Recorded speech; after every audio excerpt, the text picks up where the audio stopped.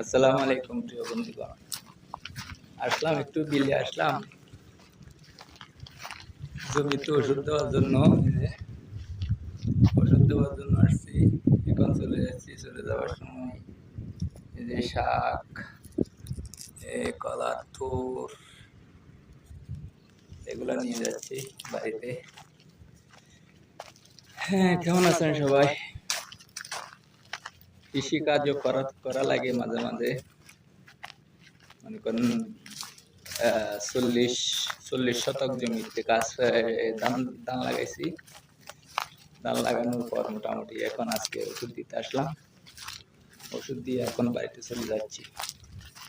সবাই ভালো থাকবেন, আমার জন্য একটু দোয়া করবেন। অনেক কষ্ট করে মিলে রোজা রাখছি। রোজা রেখে আসা ওষুধ দেওয়া আসলে অনেক কষ্টকর।